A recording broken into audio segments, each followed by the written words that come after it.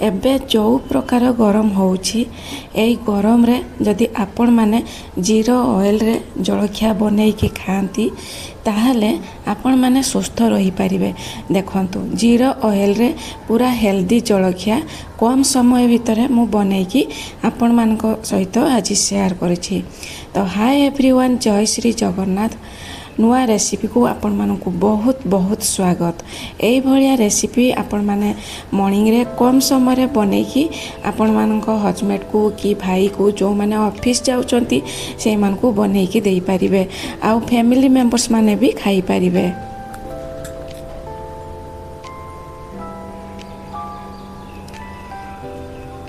Video जदि आपण मानकु भल लागुची प्लीज लाइक शेयर सब्सक्राइब करने को जमा भी भूलिबे नहीं। आपण मानकर मतामत निहाती कमेंट सेक्शन ले लिखिकी जणाइबे।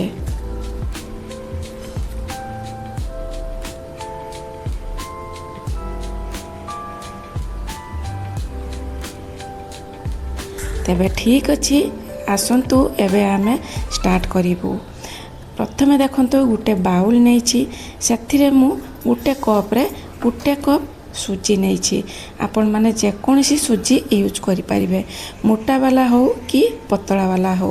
ताकू प्रथमे मिक्सी जार रे दे देबे आउ तार पाउडर बनै आनिबे। टिके टिके खदड़ा तो निहाती रहिबो, सेमिति रहिले चलिबो। जो कप रे आपण माने सुजी नैथिले सेई कप रे आधा कप दही नेबे। तापरे ताकू भलो भाबरे मिसेइबे।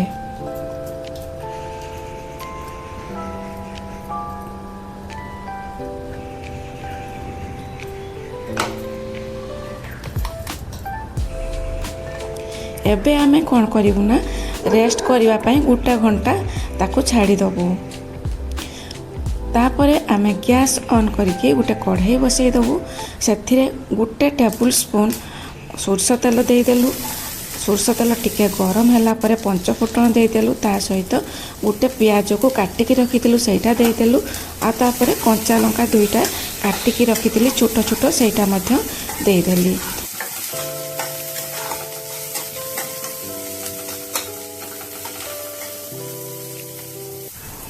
एबे हमें पियाज को हल्का भाजिबा।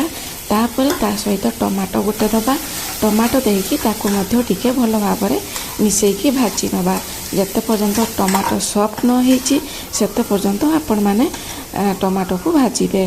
ता सहित एबे देखंतु 1 पिंच लूण दे देली जहाँकि पियाज टमाटो बहुत शीघ्र सॉफ्ट हो जाए। यही समय रे आपण माने गैस रो फ्लेम को लो टू मीडियम रे रखिबे। एबे लक्ष्य करंतु ता सहित हळदी 1/4 चामच दे देली। तापरे जीरा पाउडर दे देली 1/4 टीस्पून। तापरे रेड चिल्ली पाउडर मध्य दे देली 1/4 टीस्पून। तापरे भलो भाबरे मु एबे मिसई दउछि। एई भलिया आपण माने जलखिया बनै पारिबे सकाळ जलखिया रे। तापर देखंतु गोटे आलू को मु सिचेकी रखिथिली सेटा एबे पियाज सहित देकी भलो भाबरे एबे मु मिसई दउछि।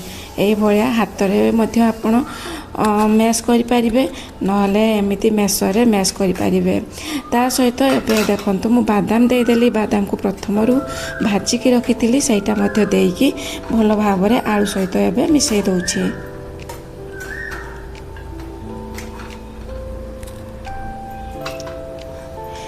एबे हमर स्टफिंग पई मु आलू रो मसला वाला स्टफिंग बनै देली। एबे आमे प्लेट को काढी नेलु। तापर देखंतु सुजी के जो मु रेस्ट करिया पई छाड़ी देइथिली सेटा भी फुली जाइछि। एबे आमे कोन करिवु ना सेई कप रे आधा कप पानी नबु आ अल्प अल्प अल्प अल्प देकी भलो भाबरे तार थिक बैटर गोटे प्रस्तुत करिवु।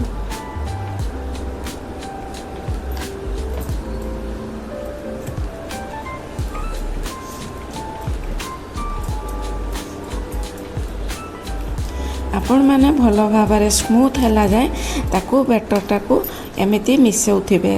एबे लक्ष्य करंतु बैटर आमर स्मूथ हो जाइए आ स्टिकी भाया हो जाइए यही भाया स्टिकी स्टिकी थी ताहले आपण मानकर पिठाटा बहुत भल हम देखु मु आधा कप पानी नहीं आउ 1/4 कप बड़ी जाइए एबे ता सहित देखु 1 पिंच मु खाइबा सोडा देदेली आपण माने निहाती खाइबा सोडा टिके देबे इंस्टांट जदि बनाउचंती आ जदि इंस्टांट न बनाउचंती ताहले खाइबा सोडा दबा आवश्यक नहीं। तो एबे लक्ष्य करंतु आवश्यक अनुसार मु टिके लूण पकेदेली तापर पुणी भल भाव एबे मिसई दउछि।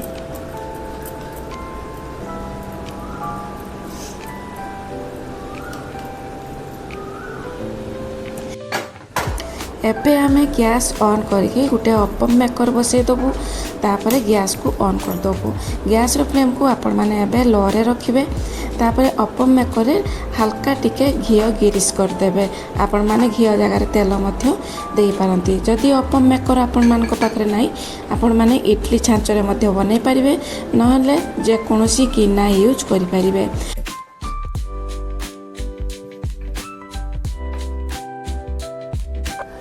एबे लक्ष्य करंतु ओपन मेकर रे मु गोटे स्पून लेखा बैटर देदेली सुजीर बैटर तापर आमे जो स्टफिंग बनै की रखिथिलु आलूर स्टफिंग एबे मझिरे देदेबू ता ऊपर पुणी आउ थरे सुजीर बैटर दबू। एबे लक्ष्य करंतु टिके फांका रखिबे ओपन मेकर जो तार फार्मटा अच्छी टिके टिके फांका रखिबे जहाँकि आपण माने जतले आलू स्टफिंग देबे ता ऊपर सेटा टिके फुलिबो तो टिके फांका रखिले भल। एबे देखंतु मु आलूर स्टफिंग सब दे दउची पुणी ता ऊपर आउ थरे सुजीर बैटर दे देबी।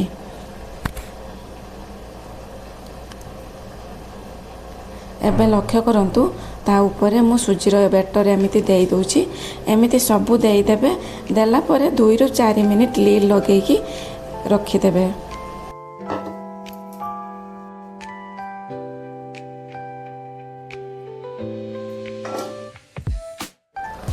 एबे लक्ष्य करंतु 4 मिनिट हो जाइछि तापर आमे पिठा गुड़ी को उलटाई दबा तापर आमे टिके टिके घी पकेबा आपण माने न उलटेले भी चलिबो जदि दुई साइड सारा टिके क्रिस्पी करबा पई चाहउचंती हल्का टिके तो सेमिति उल्टेई पारिबे नहले नाही सेमिति भी डायरेक्ट खुलिकी खाई पारिबे।